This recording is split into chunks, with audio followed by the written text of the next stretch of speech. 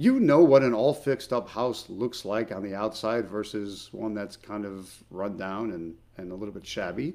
And also keep in mind that a house that's been totally fixed up and looks fantastic, there's a ton of photos provided because they're bragging about the kitchen, they're bragging about the bathrooms, they're bragging about how beautiful the interior is, versus the listing that only has one photo of the front of the property.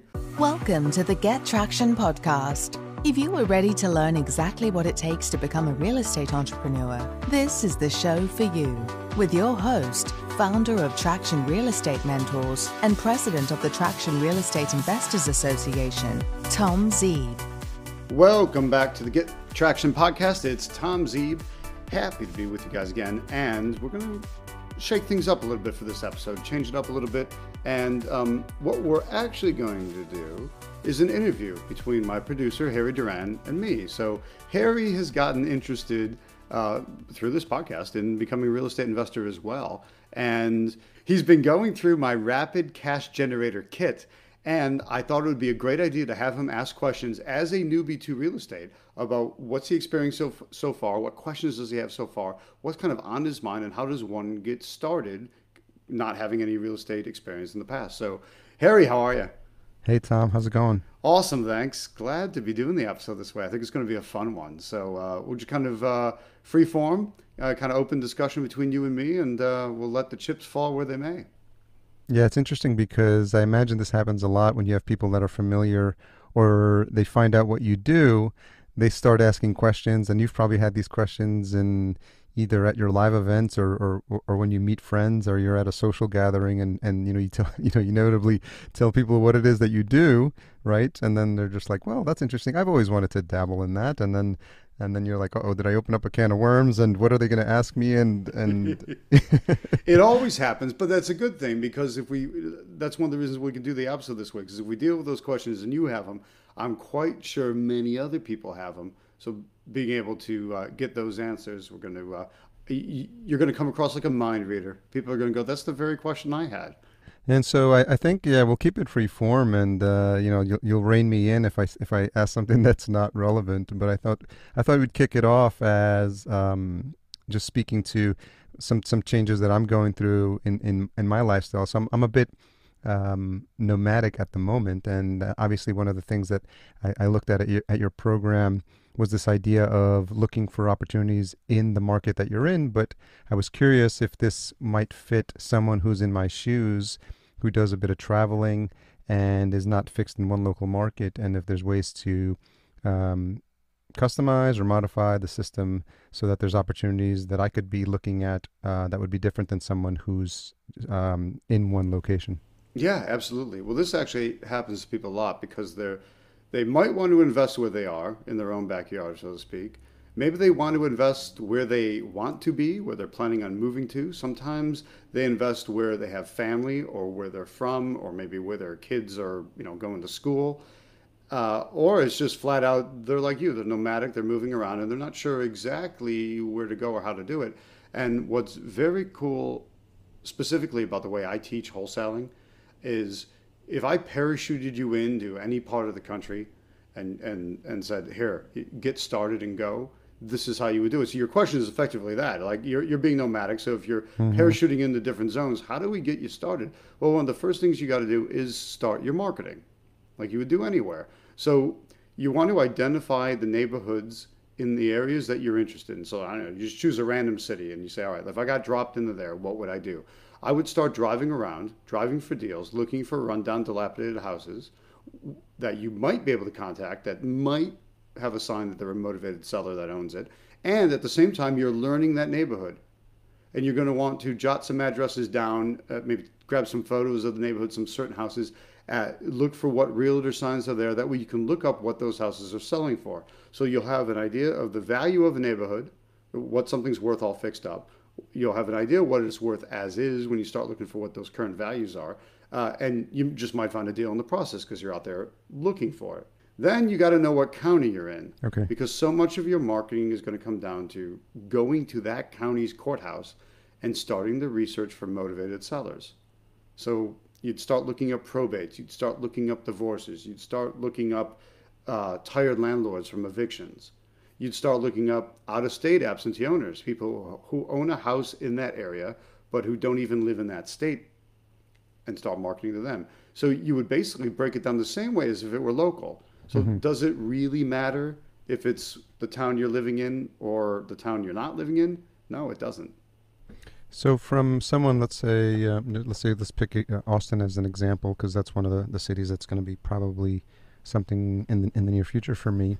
And so if I think about arriving there, is there any prep work I could be doing ahead of time? I know you know one of the suggestions you had is to create the mailers, and I wonder if there's some value in getting a group of mailers out to a specific territory or a region where you might like be landing in.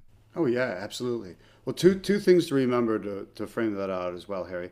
Nobody knows where you are. So if you wanted to focus on, in this example, Austin, nobody knows if you're in LA or Minneapolis or New York or Miami or 3 feet away from them in Austin. What they know is that there's a phone number they can call and reach you, or there's an email address that they're communicating with. So both of those are very location independent and location free, so it doesn't matter. Now, hitting your question about, well, how do you handle it in advance and what would you do ahead of time?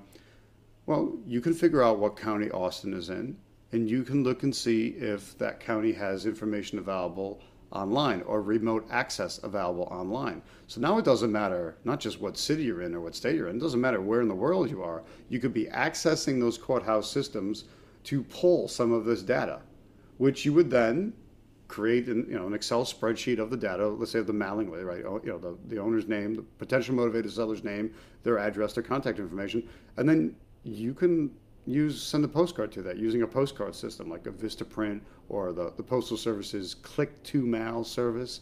Boom, and you can be getting calls to either an area code in that zone that you forward to you, or just send it to an 800 number. That way, it's completely takes the location dependency out of it.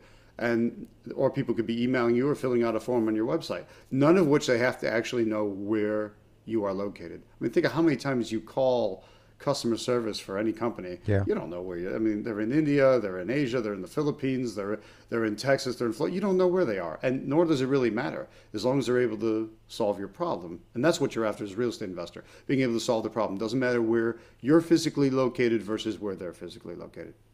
Is there demographic data available? So let's say, when you think about Austin, obviously that's going to be in one county, but there's probably dozens of neighborhoods. And so how laser focused do you want to get when you think about where these types of homes typically end up? Obviously, I know that some of your earlier students have talked about going after the higher priced homes, and then they realized, well, those are harder to wholesale, simply because the allure of a higher price point is something that attracts people. But when they realize that those are far and few in between, then they realize maybe it is better to be in a neighborhood where there is a higher percentage of these types of homes that might be available. Number one thing you're looking for is what's called the bread and butter homes. Probably a term people have heard before, but let's define out what bread and butter is. If you've got that very top of the market, mansions and horse ranches and really elegant high-end stuff with a lot of land and big giant houses, that's out of range. That's the top of the market. Now, the opposite side of that is the complete bottom of the market, also known as war zones, right? Completely run down, decrepit, difficult areas as well. I want us to stay away from both the very top and the very bottom. It's that giant middle of the market, which is where this is going to work best. And out of that giant middle of the market, specifically the lower middle of that market, is where the bread and butter homes are. Harry, these are starter homes. They're homes that everyone needs to live in at some point. Let's say someone's in their late 20s, early 30s. They look to buy a home. They get involved in a starter home because that's what they can afford. And then, 5, 7, 10, 12 years later, they've got a couple of kids, their career is improving, their trade is doing better, their business is doing better. What do they look to do? They look to upgrade the house. And who do they wind up selling their old house to? Any ideas? Family? Yeah, well, someone who is just like them. Yeah. When they started out, right? They're selling to someone else who needs a starter home. So that lower middle of the market tends to stay as a very stable part of the market as well, because there's houses everyone needs. We're talking, they're not overly glamorous. They're just the kind of very basic home. And that is, that's kind of the cornerstone of American real estate, is that house that everyone needs. And the nice thing is over time, they wear out, right? It gets cold in the winter and everything contracts. And then it gets hot in the summer, everything expands. And eventually the materials break down, they wear out, they crack. And that's a house that then needs to be remodeled, needs to be updated. And even if that never happened, style would change. I mean, think about it. Nobody wants a 1960s looking home, or no one wants the 1972 the wood paneling in the basement. The wood paneling with the weird green refrigerator. I mean, people aren't into that anymore. That's not what's going to get you top dollar anymore. So there's a value play in renovating that as well. So basically what we're looking for is always the value play. Either the person has a situation where they need to get out quickly, and there's a value play to be made in the home. It might be in a neighborhood that is now gone up over time, and that property just needs to be brought up to modern standards. Or it's something like that. We're always looking for what that value play is, and it's usually a matter of fixing it up. You're either physically fixing the property or stylistically improving the property. That way it's worth a much higher value, today's value, not what it would be worth as is. That's what we're after. And you can find those homes anywhere. Have you seen a price range for those homes? That's typically where people end up when you start looking at the bread and butter. That would completely depend on the market, because depending where you are in the country and where you choose, that might be a $60,000 home, but in other parts of the country, that's a $600,000 home, right? And $6,000, but that sounds ridiculous to some people, but that's only if you're living in the city. Where, if you're living in a $60,000 area, 600 seems ridiculous, because that's what your mansions in the high end would be. But in other parts of the country, $600 could be pathetically average. New York City, $600,000 doesn't. It's not going to get you much. You won't even get a parking spot in a condo. So we want to keep that in mind as well. So there's not a specific set price point. What I would encourage people to do if they're operating remotely is start to look for what values are. And that's, look, you can go to realtor.com and see what's for sale in an area, or use a site like redfin.com or Zillow and see what are properties currently listed for in the areas. And they're all going to have photos. And when you look at that photo, you know a big glamorous house from a average house. Yeah. You know what an all fixed up house looks like on the outside versus one that's kind of run down and a little bit shabby.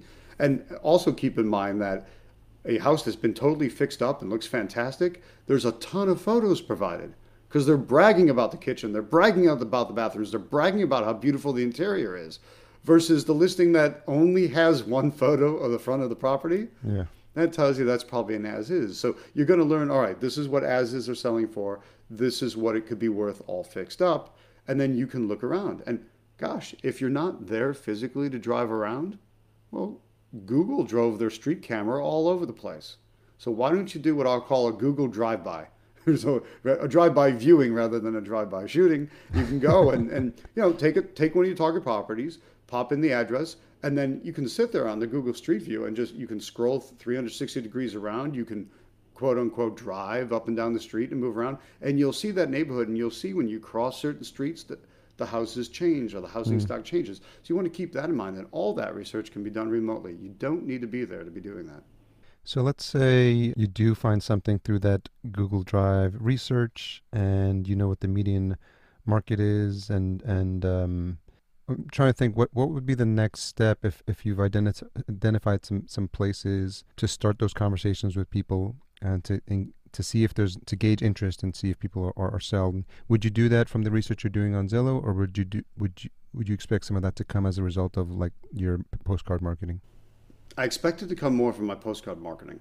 So when I'm doing this initial research, it's to get a sense of the neighborhoods and the pricing. And when I see a bread and butter home in a photo, I'm going to look up that address and see what neighborhood it's in, because that's going to be a targeted neighborhood. I'm going to say, oh, I like that neighborhood. That's a big bread and butter neighborhood. Fantastic. And get to know that, and then maybe tag that neighborhood to do a little more targeted research. All right, let's maybe mail everybody in the neighborhood, or mail everyone who's an absentee owner in that neighborhood, see if there's any tired landlords. I'm going to start in that area or that county and start pulling the research to hit the probates, hit the out-of-state absentee owners, hit the tired landlords. And then, if I ever am in that town and visiting that town, then I'm going to want to do my driving for deals there, try to generate bird dogs there, etc. At the same hand, the other thing I have to be doing, since I'm going to be wholesaling, I got to build a buyer's list. So I got to start to see who are the buyers in that area. And the number one way you're going to do that is find out the local real estate investors association. That is a room full of people who want to rehab houses or buy and hold them and landlord them. And so there's no better spot to go than just finding that local real estate investors association, the local RIA, and boom, that could be all the buyers list you ever need right there. Is there a concern sometimes from new folks who are new to this that when they start to have those conversations that the person who's a seller is going to be asking questions about how much experience I have doing this? Yes. I think most quote unquote newbies go through that fear factor of that. That's one of the reasons why you want to get comfortable talking to people. So one of the reasons why at my boot camp, I just make people I force them to do it on the spot. It's the implementation boot camp. I want to get them implementing what they're learning. And we will look up for sale by owner ads and start calling them. Because I don't expect it to go anywhere. And I tell everyone, don't expect this to go anywhere. What I expect you to get is practice. I want to get you comfortable talking to people, dealing with the different personality types, the different ways people have conversations, and start to move them through my structure for how to deal with calls. And I don't follow a script, Harry, because life doesn't follow a script, and scripts are usually intensely frustrating when you're on the other end of the script. If you ever call a call center and they're trying to, like the person, they're not even acting like a human being, they're just reading from a script, it drives me mad. Yeah. So I like to teach them in a framework. My framework for how to handle a call is called my deal worksheet, and it's all the different questions that you should be asking, but there's no particular order you need to ask them in. Because quite honestly, if you go make 10 phone calls, you're going to have 10 wildly different conversations. And that's one of the things I want you to learn how to do is handle the different types of sellers that you come across. So even though you don't have any confidence now at the beginning, when you get some practice in talking to people, it's going to boost your confidence like nothing else. I mean, there's no substitute for that experience. And that's an experience you can start having right now simply by calling for sale by owner ads. So maybe we can dive into that a little bit to give people a little taste of what happens at one of your boot camps and get them excited for when you get the next one up and running. So walk me through that exercise. Like, let's say we're in the boot camp and you want me to get my feet wet because it's something that I need experience with and how to have those conversations. So where do we start looking at these, and what's the best place to is it just opening up Craigslist, or how do you usually recommend we go about doing this?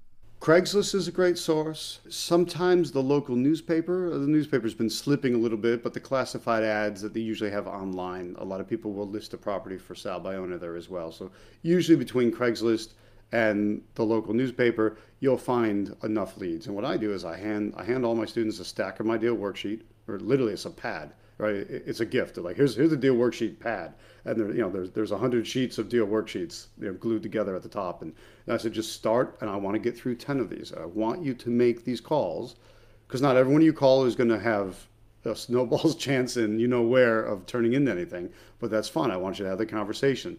And what you find is, look, most of the time with FSBOs, with the for sale banners, FSBO, people are out of their mind. They're trying to sell it themselves because they want far more than the property is actually worth. Yeah. So know going in, you've got nothing to lose by talking to them. The pure purpose of this is for the practice. Students go do it during the breaks and they practice, and then they're able to come back in then during the implementation boot camp and ask questions. I put them on the hot seat and say, all right, how did the calls go?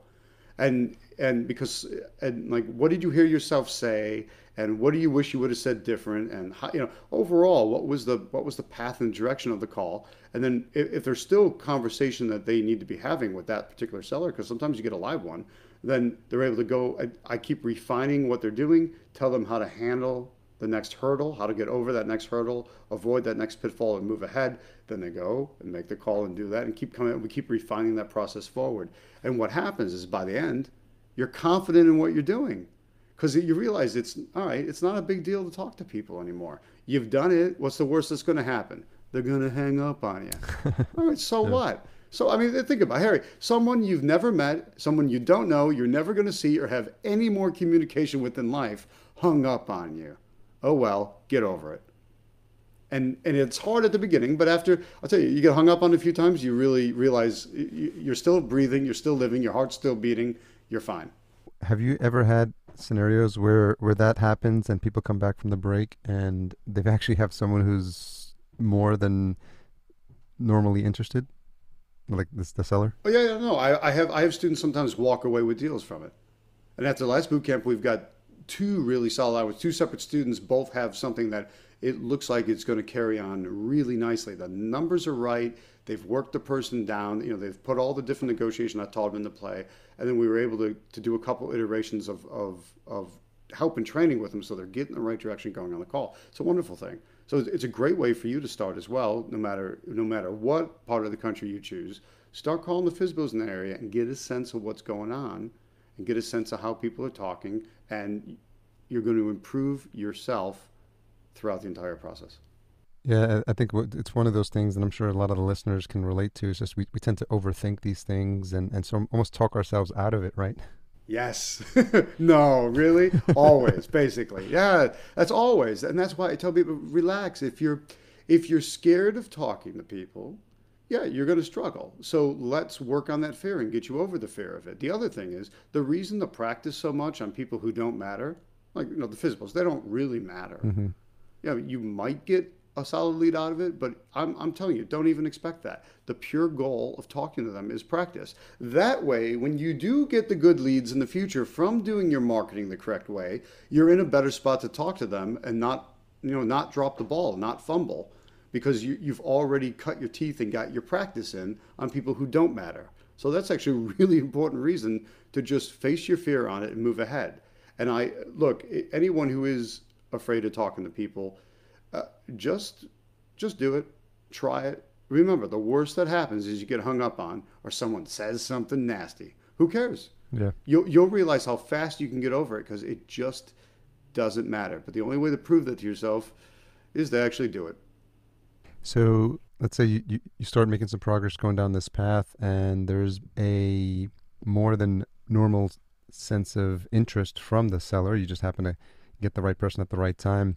At what point should you start thinking about contract or start thinking about, obviously you're not going to be thinking about the buyer, but that's something for me would be in the back of my mind, like, okay, be careful what you ask for, because now I have someone who is closer than they were when we started the conversation. And then I'm thinking about all the training that I received from Tom, and I'm like, well, we've got this simple contract, and when do I introduce that? And then how much time will I have before I lose this person, and how much time do I have to go look for a buyer? Yes. So a couple things. You've mentioned a lot of things. So let me try to pick them apart one by one. That fear of what would I do if I actually get it is huge. But in many ways, if you think about it, it's the fear of if I've got, there's 7 different bridges to cross. You're afraid of bridge number 6.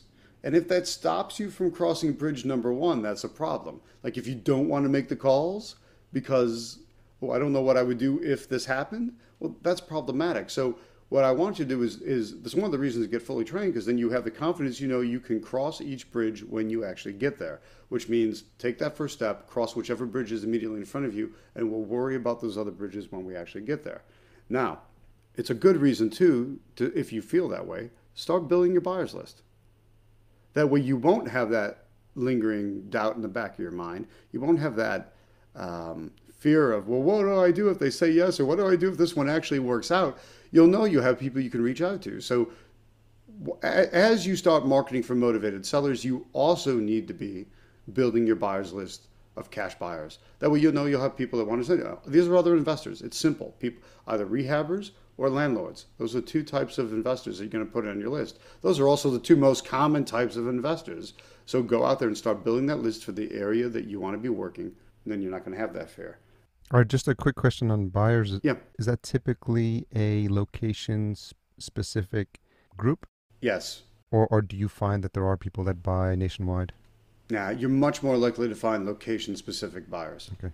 And that's why you need to do the specific work of researching them in the area you're in. That's why I say the number one way is find the local RIA, the local Real Estate Investors Association, and go there. Because that's where you've got your rehabbers are hanging out, your landlords are hanging out, and they're all buyers. So it's an easy way of putting it together. Yeah, but buyers buy very locally. Okay. And then so you were taking me through the couple of things that I was bringing up as things to be apprehensive about. Was there anything else? Let's see. You're apprehensive about the buyers, so we want to solve that problem. It's worrying about like the progression through it. What if you get a live one? What happens? Well, that's one of the reasons why you want to lean back on your training, and you want to know, what to say and how to say it. And there will be a point where you're going to want to figure out the comps. So let's assume at this point you're dealing with it remotely. Maybe it's in your own town, maybe it's remotely. Either way, the first thing you do is not jump out of your seat, get in the car, and go see it. Therefore, it doesn't matter if you're local or not. Yeah. If you want to do a drive-by, you go to Google Maps and you look at the street view, and you can get a sense of the street that way. Then you can run some comps on it and figure out the comps comparables, right? Figure out what the property is worth. Now you'll know at the price they're at, is there enough of a differential that it might make sense? You're going to want to do a light idea of the repair estimate. Now, is that tricky without seeing it? Kind of. But you ask people, when's the last time it's been updated? If they told you, a couple of years ago, that's one thing. If they tell you it hasn't been updated since, 1967, then it needs a full update, and you can estimate and guesstimate your repair cost purely on the square footage of the property. And you'll start having a rule of thumb. Or what I tell people, at the very least, figure on 40 grand. Okay. It's very hard to renovate for less than 40 grand when you figure, if you're going to put a kitchen in and a few baths and spruce the joint up, it's going to be at least 40. At worst comes to worst, keep 40 grand in your mind as the potential renovation cost. Now, what's it worth from the comps? We know at least 40 grand on the renovation, and what number are they talking? And the only time you really want to jump in the car and go over there and see it, or make an arrangement for somebody to go see it, maybe on your behalf if you're out of town, is if their number is heading in the right direction, and that's the downward direction, right? If you're able to get them down to the number that you need, all right? And we've talked about negotiation in previous episodes, right? You start lower and let them bring you up, yeah. But you're effectively got to get them down to the price that works. That's what you're looking for. When those numbers start to come together, then we know we've got a true live one. But don't jump the gun. A lot of times you're just most of the calls you deal with are not going to go anywhere. And you've got to have that mindset right as well, that, hey, this is a numbers game. If it's 1 out of 35, 1 out of 40 calls that are going to turn into something, well, that means you got to put up with 34 to 39 rejections before you hit that magical 35th or that magical 40th. You want to, and so it's a good thing when someone says no. It's a good thing when a call goes nowhere, because now you're one step closer to the call that will work. Mm-hmm. So can you talk a little bit about the process of figuring out the comps to someone who's new to this? Yes. So you want to look for 3 to 5 all fixed up properties that are very similar to the property that you're dealing with, and in the same location. And by location, I mean the same neighborhood if it's urban, and the same subdivision if it's suburban. Okay, because you're going to have neighborhoods and subdivisions tend to have almost identical housing stock. And so, which also means it's appreciated at the same level. It's also fallen apart and decayed at the same level. And so when you fix it up, you'll know. And you want to look for comps. We want to find 3 to 5 similar properties, right? Compare apples to apples and oranges to oranges. Don't crisscross, or you won't get an accurate reading. 3 to 5 properties that you can compare against that were sold in the last 6 months. And you can be doing that either on the MLS or on a service like Redfin. I particularly like them. Everything comes out graphical. It's on a map. I can see what the nearby houses are, make sure they're truly nearby. I can click on the photos to make sure they look like my subject property, and that's how I'm going to figure out my comps. And Redfin is something that you can just sign up for online, right? You don't have to work with a realtor. Yeah, they have a free account, and yeah, you don't need a license to do it. You can go there, set up a free account, and there's a home valuation tool. They keep moving it around on the page because everyone redesigns their websites monthly these days, but somewhere there's what is my home worth. You'll put in your subject property and then start to look at what it compares it against. And then it's your job to look at the photos, make sure that's a true match. And you're looking for the ones that have already been fixed up. That's your after repair value. If you find properties that aren't fixed up, that are just as is, that's your fair market value. That's what the property's worth in its current condition, not what it could be all fixed up. Remember, the value play is that we're going to put money into this, make it all fixed up so it's bright and shiny and gets top dollar. So from a order of steps perspective, would I do the comp before I get on the call once I know who I'm going to call, or I think I'm always wondering like, or should I do this while I'm on the call? Well, I think while you're on the call is probably too distracting Yeah. because the comps are going to take a little bit of focus. If you have the address in advance, and particularly at the beginning when it's good for you to get practice and learn how to comp something, then go ahead and comp it first. That way, when you're on the call, you'll have an idea of where you're heading. If their price is way above the comps or exactly at the comp value, you've got some work to do. And if they won't budge downwards, it's not going to be a live one. Just say next and move on. Mm-hmm. On the other hand, if they come in a little bit lower than what you know it to be worth, and they keep moving lower, and you're able to negotiate and move that price down, then you're creating the spread you need to make it into a deal. That's excellent. So if you know the address in advance, go ahead, because it gives you a leg to stand on. It'll help you in your angle. Now, if it's someone responding to your marketing, you don't have the ability in advance to know who's going to call, right? So when they do, you can take them through the process, see what they think, and then you gracefully bow out of the call saying, all right, let me do a little bit of research, sir or ma'am, and then I'll call you back. So I need to do a little bit of research. When's a good time to talk to you? Are you going to be around later today? Can I call you tomorrow? And then kind of arrange a time that you're going to call. And then you've got your time to go do your comps, kind of take a breath, figure out what's happening, figure out where you want to head in that deal. And now when you call them back and get them back on the phone, you can drive the negotiation to the price that you need to make it into a deal. Do you have any thinking about the call and just like the different pieces we need ahead of time? Have you used that 800 service that you prefer? Yeah, I get the main thing is, do you want to use your own area code or an 800 number? And if you are only going to focus in one zone, if you're only in one region and there's a familiar local area code, there's nothing wrong with using that. On the other hand, if you're going to focus on multiple areas or multiple area codes, and if maybe you having an odd area code from a different part of the country, if that confuses people or makes you seem more distant or foreign, then I would skip it and just switch to an 800 number. And you can get an 800 number through any service you want. Just get one that redirects, where you can control it online and then redirect it to your phone number. Then nobody knows. They're calling an 800 number, and it doesn't matter what your area code is. So I don't find it to be like people aren't as area code sensitive as they used to be because there's so many more area codes. Mobile phones and all that. Yeah, mobile phones and everything. People understand you might have a mobile phone number from wherever you lived 10 years ago, and that's the way it is. But there's still a slight bit more familiarity when you're dialing a number that is in your own area. That's why the 800 number can just balance all that out. And so now when we're thinking about that conversation and we know what the comp number is, we're guesstimating up to $40K for the repairs.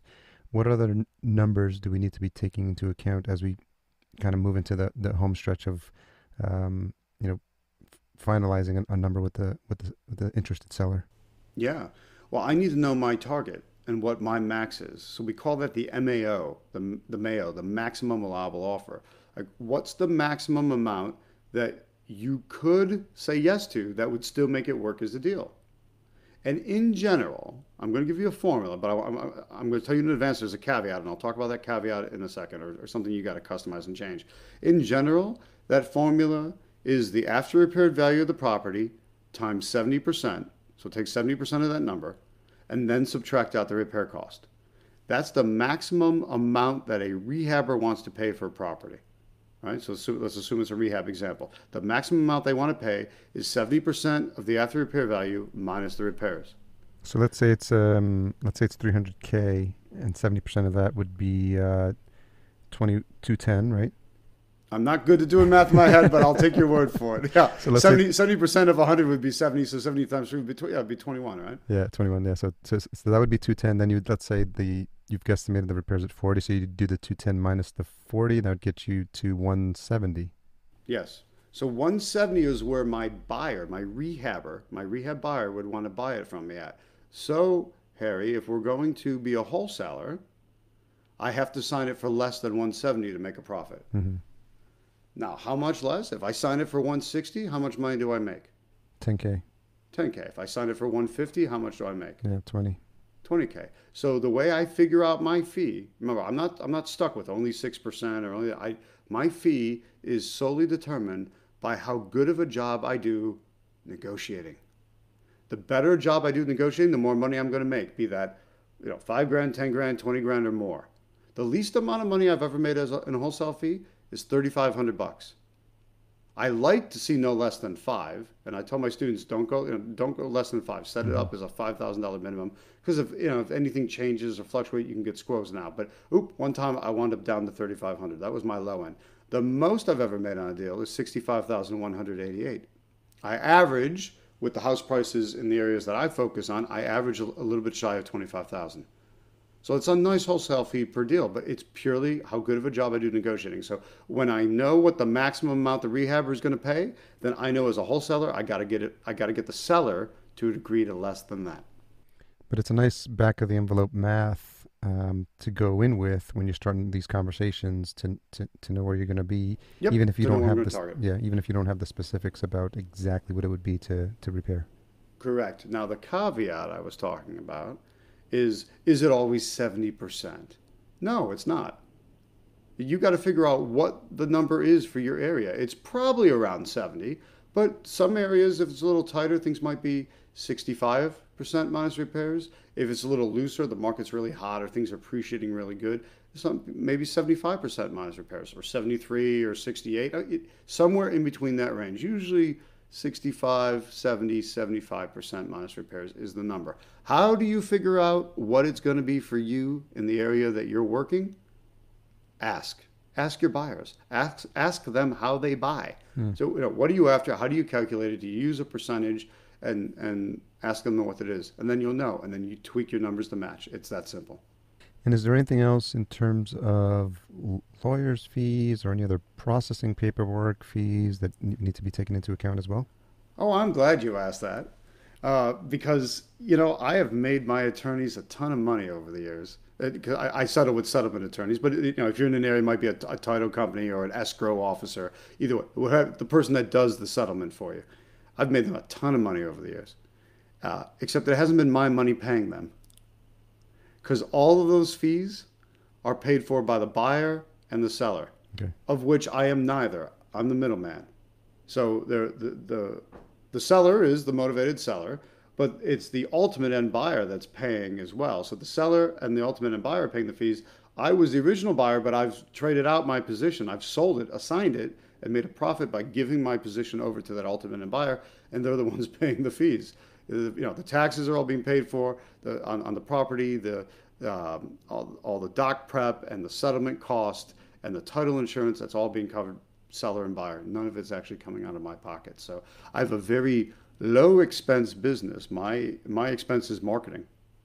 And when you think about getting to the point where, so let's maybe we've got a number figured out, and then as we get closer, we're at a point where we're talking contracts now, right? And I know you've got a very simple contract that you usually try to get into the seller's hands as soon as it's clear that they're ready to move forward, right?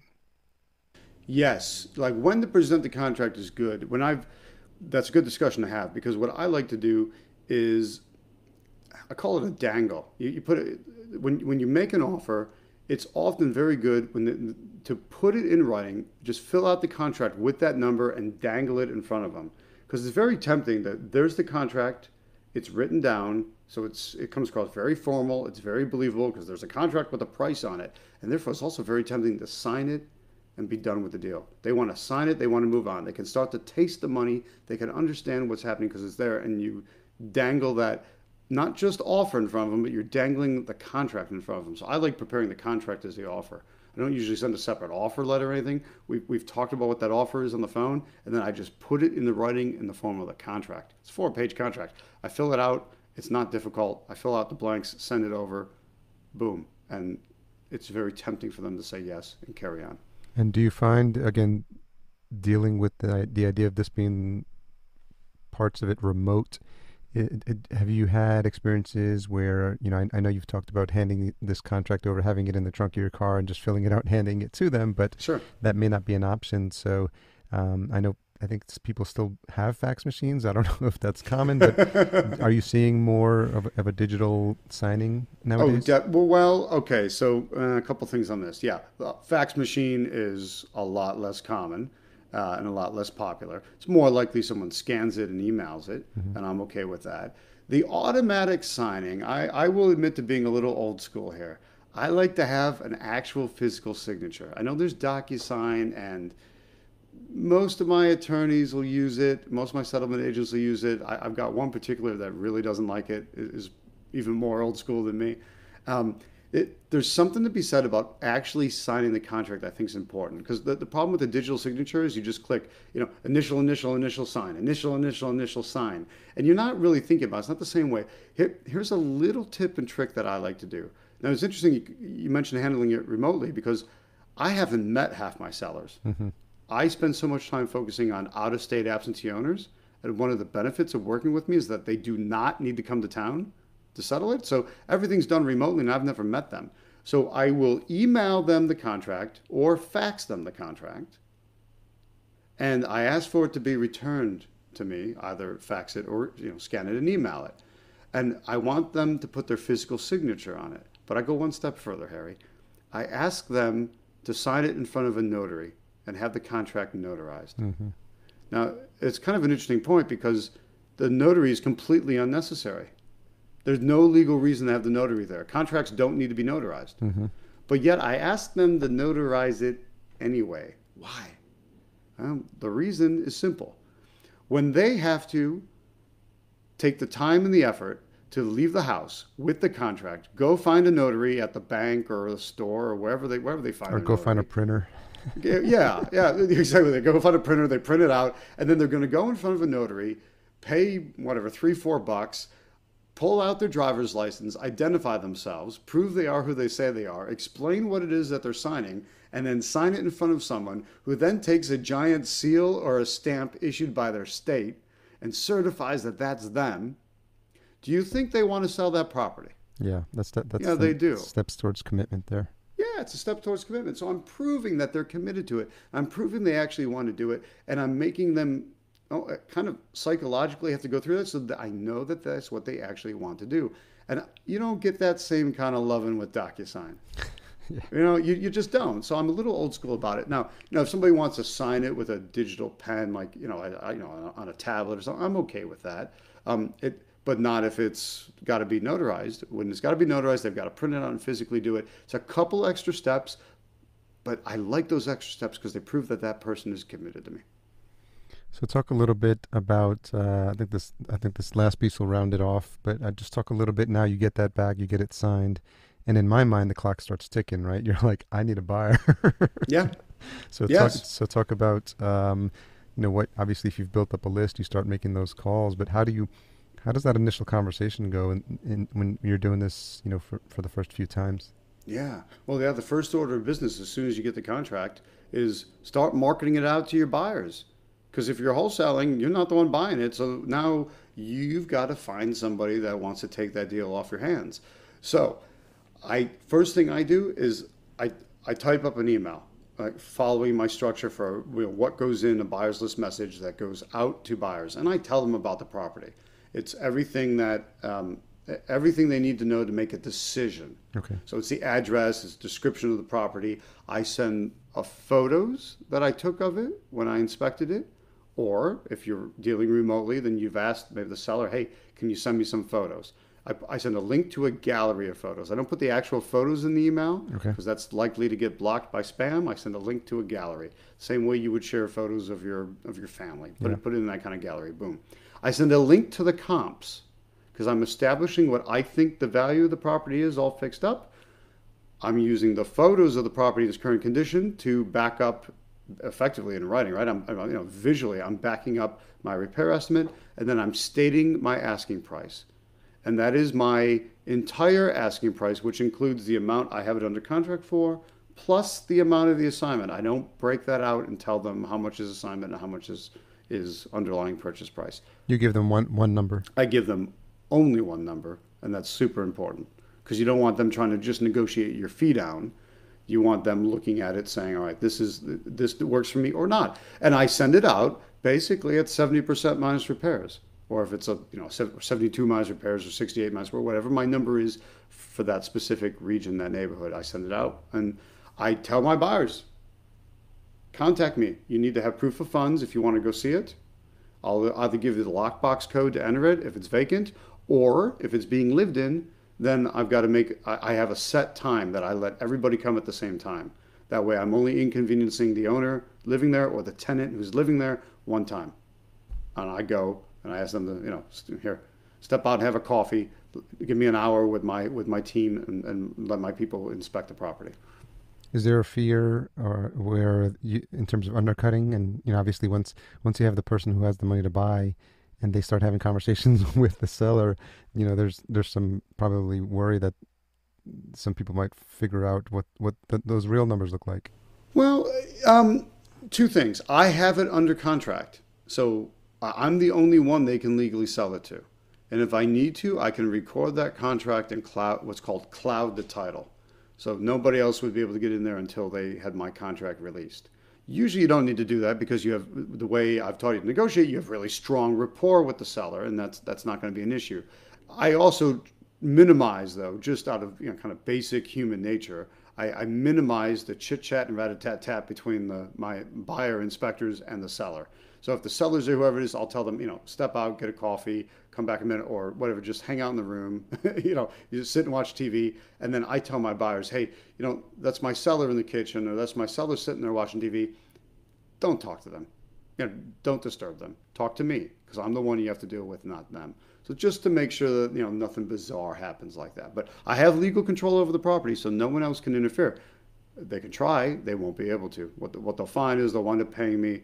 Let's say somebody tried to get in there and get my deal. Well, I would record the contract, cloud the title, and now they got to pay me anyway to have my contract released. And so is that the one instance where it might make sense to actually be on site? Yes. Oh, it's very helpful to be on site for that. On the other hand, if you're out of town, ask somebody else to go for you. I travel a ton, okay? I mean, I've been 100 plus, 109 plus countries all over the world. Half the time, I'm not here. And, if a deal comes up, how do I go see it? Well, a lot of times, you'll start to learn who your top buyers are and the guys and gals you can trust. And I'll reach out to some specific buyers and say, look, I'm out of town right now and I can't go inspect this property. I'll give you first dibs on it. Go take a whole bunch of photos and send them to me. And then I'll give you first dibs. If you want it, let me know. And great, if they say yes, fantastic. Then it goes really smooth. If not, then I had someone do a walkthrough, inspect the property, tell me what they thought of it, and they sent me all their photos. So I have a good look of what the inside is. So you don't need to be physically present. And then just, I guess, the last piece there is once they agree, then there's a transfer of the contract? Yes, using what's called the assignment contract. Okay. So once the buyer agrees, I have them sign my one-page assignment contract. They have to put my entire wholesale fee into escrow with the settlement officer, with the settlement agent. And then that settlement agent will work on the settlement, working on the closing to transfer the property from the motivated seller to this ultimate end buyer. And I get paid in the process. And my payment's called the assignment fee or the project fee or the wholesale fee. I don't care what they call it. I just care that it's fully disclosed and that it's on the settlement sheet. And who's responsible for bringing the escrow or settlement agent to the negotiation? Is that the buyer, or is that someone that you have a relationship with? Oh, that's me. Okay. That's me and you. I want it to be your person, because then you're dealing with your own team and they treat you like the team leader. If you've got, you could say, ask your buyer, who do you want to settle with? But now you're going to be the outsider because you're not that team leader anymore. So I want you to have somebody that you work with. So the other thing, when you're exploring a new area, is let's find out who the good settlement companies there are. Who are the good, escrow companies or title officers, whatever it's called in the region you're after. Easiest way is ask around to the Real Estate Investors Association. A lot of times there's a sponsor of the group who is a settlement officer or a title company. Other times just ask other investors, ask the buyers who they use, who's investor friendly, and then introduce yourself to that person and bring them onto your team, and then they become your person. So it's good to have someone in mind or someone you can reach out to as you get closer with these negotiations. Yeah, fantastic. Yeah. And now, look, Harry, if you can't in advance, you'll put it together on the fly as you're going through the process. But if you can have an idea in advance, it's a very good thing. So when you're meeting your buyers, say, hey, who do you close with? Who do you settle with?